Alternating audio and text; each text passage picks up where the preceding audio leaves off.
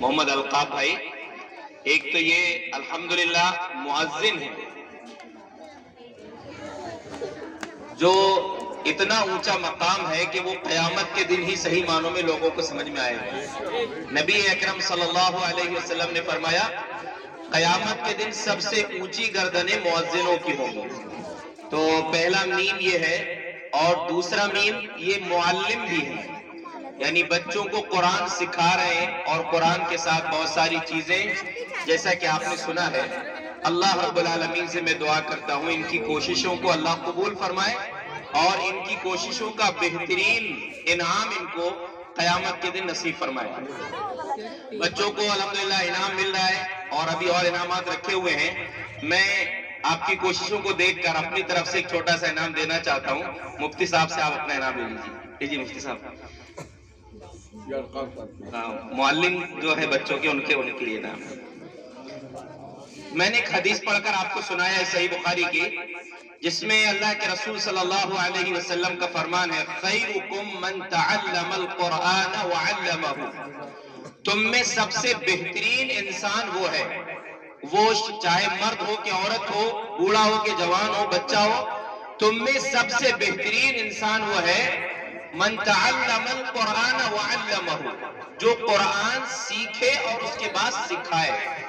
تو پہلے قرآن سیکھنا ہے۔ ابھی جو بچے قرآن سیکھ رہے ہیں یہ بھی اس حدیث کے مصداق ہیں اور سکھانے والے بھی اس میں آئیں گے۔ دوسری بات یہ ہے کہ یہ صرف معلم ہی نہیں بلکہ گھر میں اکثر جو مائیں ہوتی ہیں، یہاں پر بھی الحمدللہ کافی تعداد ماؤں کی نظر آ رہی ہے، خواتین کی، جو اپنے گھروں میں اپنے بچوں کو قرآن پڑھاتی ہیں، سبق یاد کراتی ہیں، تو یہ بھی جو ہے اس حدیث میں انشاءاللہ شامل ہوں گے، کیونکہ عام لفظ ہے بہتر انسان وہ ہے جو قرآن سیکھے اور دوسروں کو سکھائے۔ نبی صلی اللہ علیہ وسلم نے صحابہ کرام سے ایک مرتبہ پوچھا کہ تم میں سے کون انسان ہے جو اس بات کو پسند کرتا ہے کہ روزانہ صبح عقیق ایک جگہ ہے وہاں جائے اور وہاں سے 2 اونچے کوہان کی اونٹنیاں لے کر آئے، چوری کر کے نہیں لانا ہے، گناہ کر کے نہیں لانا ہے، کسی پر ظلم کر کے نہیں لانا ہے۔ صحابہ کرام نے کہا اللہ کے رسول سب یہ چاہتے ہیں، تو آپ نے فرمایا کہ افلا یغدو احدکم الى المسجد فیعلم او فیقرأ آیتین من کتاب اللہ عز وجل، ایسا کیوں نہیں ہوتا کہ روزانہ صبح جائیں اور مسجد جائیں، ایک آیت پڑھیں یا ایک آیت سیکھیں؟ یعنی اگر پڑھنا آتا ہے تو خود پڑھیں، پڑھنا نہیں آتا تو سیکھیں۔ اب دیکھیے یہ بچوں کے لیے نہیں ہے، بڑے لوگوں کے لیے بھی ہے، اور قرآن کو ایک آیت پڑھ لینا ہر دن صبح گویا کہ ایک اونٹنی سے زیادہ بہتر ہے۔ آپ نے فرمایا 2 اونٹنیاں 2 آیتیں 2 اونٹنی سے بہتر ہیں، 3 آیتیں 3 اونٹنی سے بہتر ہیں، 4 آیتیں 4 اونٹنی سے، اس طرح تعداد بڑھتی جائے گی۔ اب آپ سوچئے ایک اونٹنی کی قیمت کم سے کم 25,000 لگا لیجیے آپ، یعنی ایک آیت آپ پڑھ رہے ہیں تو اتنا ثواب، یہ ایک مثال دی گئی ہے، ورنہ قرآن کی تو کوئی قیمت نہیں لگائی جا سکتی۔ جو قرآن پڑھانے والوں کو تنخواہ دی جاتی ہے یا کوئی ٹیوشن پڑھا رہے ہیں ان کو جو فیس دی جاتی ہے وہ تو ایک چند خرچ کرنے کے لیے، ان کی گزر بسر کے لیے وہ انتظام ہے، ورنہ کسی انسان کے اندر اتنی طاقت نہیں ہے کہ وہ قرآن کے معلم کو اس کی اجرت دے سکے، اس کا حق ادا کر سکے۔ تو قرآن کو سیکھنا اور سکھانا یہ بہترین کام ہے۔ جو لوگ بھی اس میں شامل ہیں کسی بھی اعتبار سے وہ سب جو ہے انشاءاللہ اس میں شامل ہوں گے۔ تو قرآن کو سیکھنا اور سکھانا یہ ہر ایک کی ذمہ داری ہے، اور جیسا کہ یہاں خواتین ہیں، خواتین کا بہت بڑا رول ہوتا ہے۔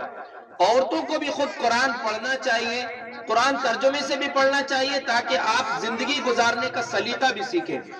اللہ کے نبی صلی اللہ علیہ وسلم کے ایک مشہور صحابی جو عالم دین ہے، بڑے عالم ہیں صحابہ کرام میں سے، عبداللہ بن مسعود رضی اللہ عنہ ایک دن درس دے رہے تھے، تقریر کر رہے تھے، تو انہوں نے کہا کہ اللہ کی لعنت ہے ایسی عورتوں پر جو اپنے آئی برو بناتی ہیں، یہ بہووں کے بال اکاڑتی ہیں خوبصورت بنانے کے لیے، وگ لگاتی ہیں، چوٹی لمبی دکھانے کے لیے نقلی چوٹی لگاتی ہیں، دانتوں کے بیچ میں فاصلہ کرواتی ہیں۔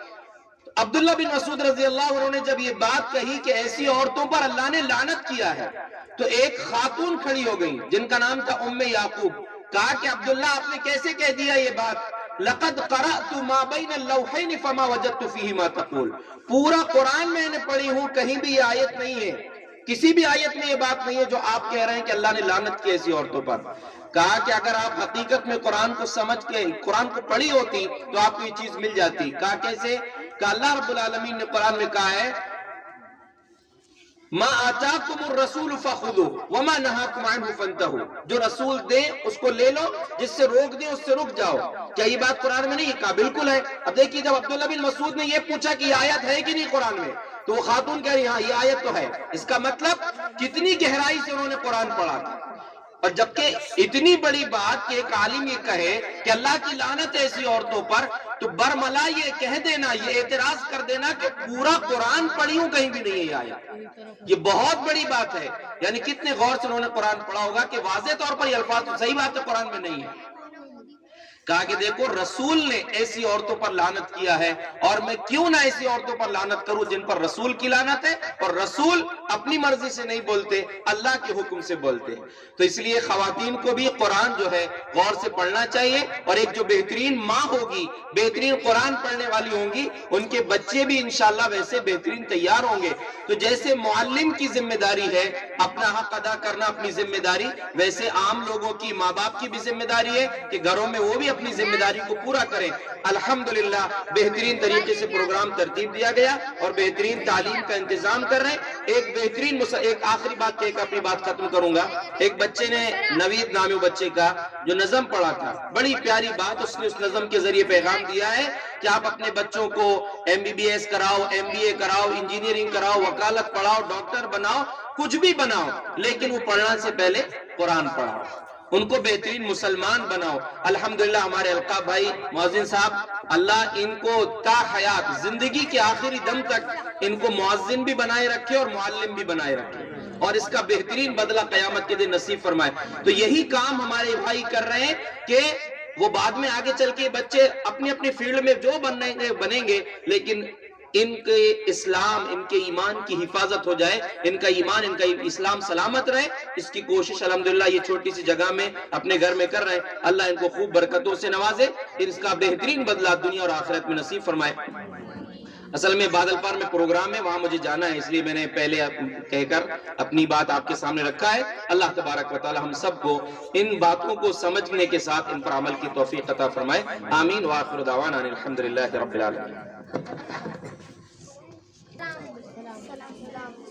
ہمارے ایک اور استاد محترم مولانا عبدالسلام صاحب، ان کو بھی کہیں مصروفیت میں جانا ہے، اصل ان کو بھی، تو میں ان کو بھی اپنے بات کہنے کے موقع دیتا ہوں، اپنے تاثرات بیان کر دیں.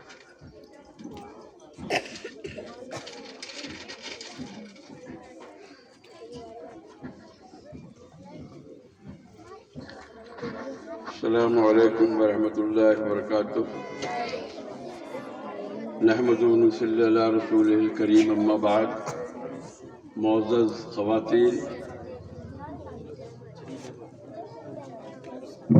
علماء دین اور پیارے طلباء و طالبات، الحمدللہ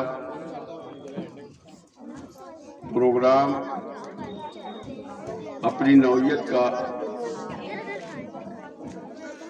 بڑا عمدہ و عالیشان پروگرام رہا. وہ بچہ اور دو طالبات جو ترانہ پیش کیا، الحمدللہ لگتا ہے کہ ان کے معلمین و معلمات نے ان بچوں پر محنت کی، اس کا نتیجہ اسٹیج پر سامنے. مجھے زیادہ کچھ کہنا نہیں. قرآن کے تعلق سے جیسا کہ آپ لوگ جانتے ہیں اور ہماری مائیں اور بہنیں جانتی ہیں، من تعلم القرآن وعلمہ، سب سے بہترین انسان، سب سے بہترین عورت وہ ہے جو قرآن پڑھے، پڑھائے، سیکھے، سکھائے. یہ تعلیم و تعلم کا سلسلہ الحمدللہ صحابہ و صحابیات کی زندگیوں کے اندر تھا، تو ان کے بچے اور ان کی بچیاں باقاعدہ گھر میں تعلیم کی بنیاد پر حافظہ و قاریات ہوا کرتی تھی. اور یہ سلسلہ جو ہے الحمدللہ کم و بیش صدی کے آخری حصے میں اب شروع ہوا ہے، اور اس قدر جو ہے چرچا ہے ہر طرف قرآن مقدس کا کہ اللہ کا لاکھ لاکھ شکر ہے. ایک سے پڑھنے والے بچے و بچیاں مہینے 8-8 10-10 سال کے بچے و بچیاں جو ہیں حفظ قرآن کر رہے ہیں.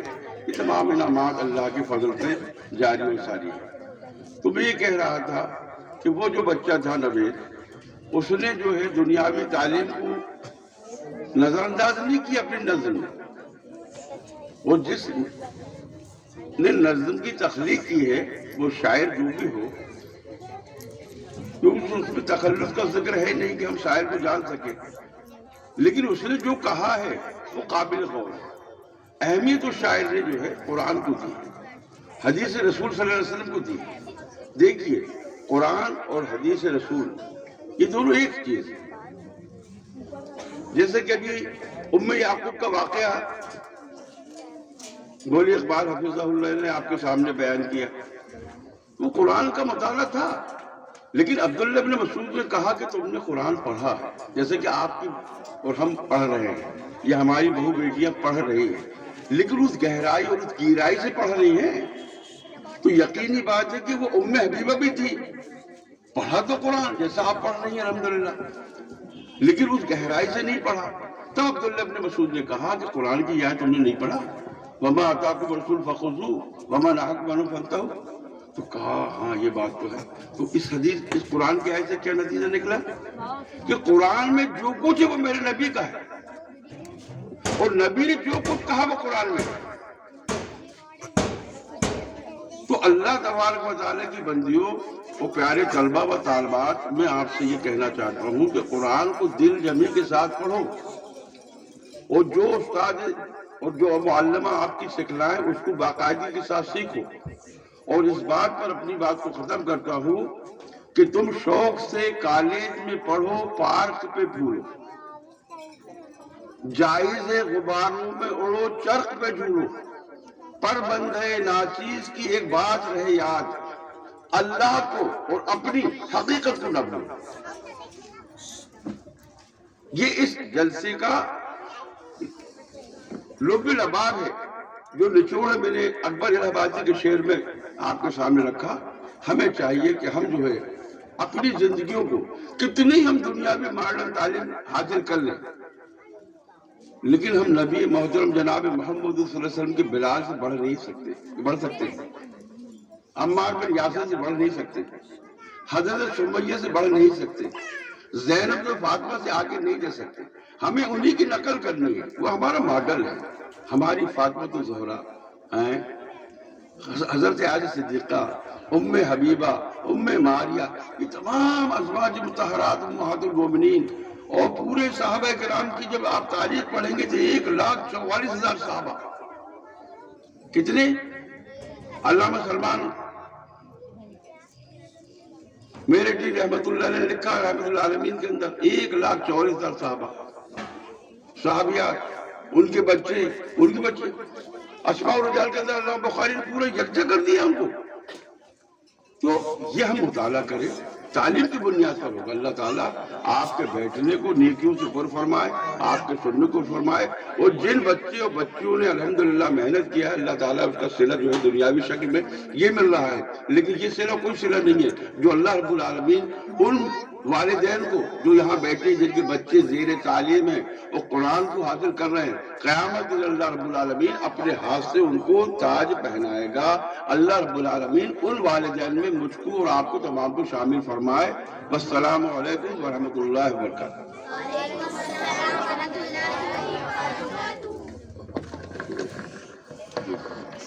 باقی رہ گئے تھے، میں ان کو کچھ پر کرنا چاہتا ہوں. ذکرہ آئیں.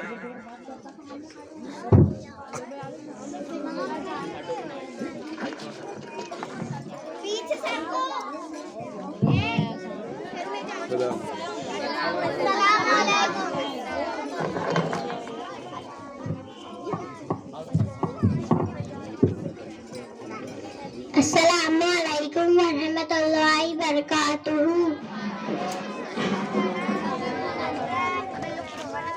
پہلا کلمہ طیب لا الہ الا اللہ محمد رسول اللہ. السلام علیکم ورحمۃ اللہ وبرکاتہ. السلام ورحمۃ اللہ وبرکاتہ. اپنا انعام لے کے جائیے. اس کے بعد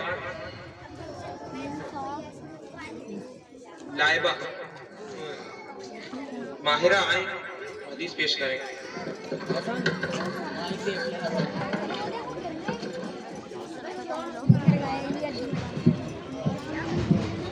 السلام علیکم ورحمۃ اللہ وبرکاتہ. حدیث نمبر 1 الدین النصیحہ دین خیر خواہی کا نام ہے. حدیث نمبر 2 اتق اللہ حیث ما کنت جہاں کہیں بھی رہو اللہ سے ڈرتے رہو. حدیث نمبر 3 لا تعاشروا آپس میں حسد نہ کرو. حدیث نمبر 4 من لا یرحم لا یرحم جو دوسروں پر رحم نہیں کرتا اس پر بھی رحم نہیں کیا جاتا. حدیث نمبر 5 الحیاء شعبۃ من الایمان حیادار ایمان کے شاخ ہے. حدیث نمبر 6 طہور شطر الایمان صفائی و طہارت آدھا ایمان ہے. حدیث نمبر 7 الصلاۃ نور نماز نور ہے. حدیث نمبر 8 انما الاعمال بالنیات اعمال کا دار نیت پر ہے. حدیث نمبر 9 خالق الناس فی خلق حسن لوگوں کے ساتھ اچھے اخلاق سے پیش آؤ. حدیث نمبر 10 قل آمنت باللہ ثم استقم کہو میں اللہ پر ایمان لائے پھر اس پر ڈٹ جاؤ. السلام علیکم ورحمۃ اللہ وبرکاتہ. وعلیکم السلام ورحمۃ اللہ وبرکاتہ. اس بزم کی لاسٹ کڑی کو دعوت دیتا ہوں میں. فلک بچے تو بہت ہیں الحمدللہ سارے بچے ہی ستارے ہیں. کس کس کو بلاؤں میں اب یہاں پہ وقت اجازت نہیں دیتا ہمیں. بس لاسٹ ہے. اس کے بعد السلام علیکم ورحمۃ اللہ وبرکاتہ. وضو سے پہلے کی دعا بسم اللہ. وضو کے بعد کی دعا اشہد ان لا الہ وحدہ لا شریک لہ واشہد ان محمدا عبدہ ورسولہ. اللہم اجعلنی من التوابین واجعلنی من المتطہرین. السلام علیکم ورحمۃ اللہ وبرکاتہ. جن بچوں کو انعام نہیں ملا ہے وہ بچے کھڑے ہو جائیے اور اپنا انعام آ کے لے جا لیجیے. جن بچوں کو انعام نہیں ملا تھا جس نے پڑھا تھا اور ان کو انعام نہیں ملا ہے وہ پہلے انعام آ کے لے جا لیجیے. وہیں کھڑے رہیے آپ. ان کو انعام وہیں پہنچا دیا جا رہا ہے. پہلے تو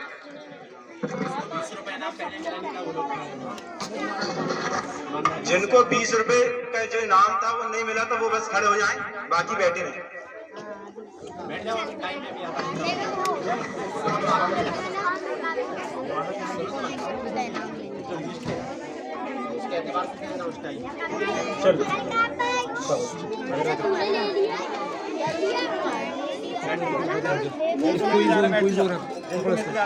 کوئز ہوں گے پکڑو اس کو. ایک ایک نہیں کوئز ہوں گے اس میں لینا ہے. نیچے بیٹھے وہیں بیٹھو جہاں کھڑے ہو. چلیے پھر جلدی جلدی بیٹھ جائیے. اسلامی کوئز کا ٹائم ہو رہا ہے. بیٹھو جن کو بیٹھتے جاؤ. جن کو مل گیا بیٹھ جائیے. پھر ابھی اسلامی کوئز باقی ہے. آپ لوگوں کی محنت دکھانا ہے سب کو. یہ تیاری کریں جلدی. جن کو نہیں ملا ہے وہ مجھ سے لے سکتے ہیں. بیٹھ جاؤ. باقی بچے بیٹھ جائے. مولانا بعد میں دے ٹائم اجازت دیتا پہلے انشاءاللہ بڑی. چلیے اب پہلے بچوں سے سوال کریں گے انشاءاللہ. بچے ہی جواب دیں گے. اس کا عقیدے کے مطابق سوال کریں گے. صرف بچے ہی سوال کریں گے. جس کو پتہ رہے گا صرف ہاتھ اٹھائے گا. جس کو پتہ رہے گا صرف ہاتھ اٹھائے گا. سوال چھوٹے بچوں سے ہمارا دین کیا ہے. نہیں جواب کینسل ہو گیا. ابھی نیچے بیٹھو. آگے بڑھ. دوسرا سوال ہمارے نبی کون. چلیے تیسرا سوال اللہ تعالیٰ نے ہمیں کس لیے پیدا کیا ہے. عبادت کسے کہتے ہیں. اچھا ماشاءاللہ. اللہ اور اللہ کے رسول کے حقوق کے بعد سب سے پہلا کس کا ہے. ماشاءاللہ. اللہ کہاں پر ہے. شرک کسے کہتے ہیں. ماشاءاللہ. سوال نمبر 9 کہ اللہ تعالیٰ ہمارے ساتھ ہے. سوال نمبر 10، مردوں کو پکارنا کیسا ہے؟ کیا مردے دعائیں سنتے ہیں؟ اسلام کا کلمہ کیا ہے؟ چلیے ٹھیک، یہ بچوں سے سوال تھے. اب ہمارے بڑے بچوں سے کچھ سوال ہیں. اب آپ لوگ بچے لوگ خاموشی اختیار کریں، ٹھیک ہے نا؟ سب سے پہلا سوال، اسلامک غزوات کل کتنی ہیں؟ جس کو پتہ ہے خاموشی اب اٹھانا، پتہ ہے نا کسی کو نہیں ملنے کیسے میں. بولیے کتنے؟ ایک قلم ان کو دے دیجیے، پٹ پٹ دیتے جانا. سوال نمبر دوسرا، خلفائے راشدین کتنے ہیں اور ان کے نام بتائیے. بولیے نام بولیے. چلیے بولیے. ماشاء اللہ، بہت بہتر. چلیے سوال اگلا، مشہور محدث کتنے ہیں؟ بولیے. ماشاء اللہ، بہت بہتر آنسر. اگلا سوال یہ رہا، قرآن مجید میں کتنے انبیاء کا ذکر ہے؟ سب کو انعام ملے گا. چلیے ایک کام کیجئے، تمام ہی بڑے بچوں کو آپ پین گفٹ کر دیں گے. پین نہ دیجئے، بھی صرف جواب دیجئے. وہ کون سے نبی ہے جن کو سب سے پہلے چھینک آئی تھی؟ وہ کون سے نبی ہے جن کا کشتی کا واقعہ قرآن مجید میں آیا ہے؟ وہ کون سے نبی ہیں جن کی قوم کے اوپر پتھروں کی بارش ہوئی تھی؟ وہ کون سے نبی ہے جن کو آگ میں ڈالا گیا تھا؟ قرآن مجید میں نبی کا نام کتنی مرتبہ آیا ہے؟ 4 بار. کتنے بار آیا نا؟ ماشاء اللہ، 4 بار محمد اور 1 بار احمد. اگلا سوال یہ رہا، وہ کون سے نبی تھے جن کے 11 بیٹے تھے؟ ماشاء اللہ، یعقوب علیہ السلام. وہ کون سے نبی تھے جو 40 دن تک مچھلی کے پیٹ میں رہے؟ چلیے اگلا سوال یہ رہا، وہ کون سے نبی تھے جن کا ذکر قرآن میں 36 بار آیا ہے؟ ماشاء اللہ، موسیٰ علیہ السلام. قرآن مجید میں آیت سجدہ کتنی بار ہے؟ ماشاء اللہ، 14 مرتبہ ہے. چلیے اگلا سوال یہ رہا، وہ کون سے نبی تھے جن کو پرندوں کی بولی آتی تھی؟ ماشاء اللہ. وہ کون سے نبی تھے جن نے بچپن میں ہی بات کی تھی؟ ماشاء اللہ. وہ کون سے نبی ہیں جو بنا باپ کے پیدا ہوئے تھے؟ وہ کون سے نبی تھے جن کو فرعون سے نجات ملی تھی؟ ماشاء اللہ. وہ کون سے نبی تھے جو مصر کے بازار میں بیچے گئے تھے؟ ماشاء اللہ. وہ کون سے نبی تھے جن کو ذبح کرنے کا حکم آیا تھا؟ اسماعیل علیہ السلام. ماشاء اللہ.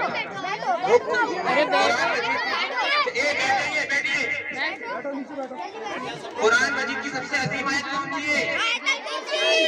ماشاء اللہ. قرآن مجید کی سب سے چھوٹی سورہ کون سی ہے؟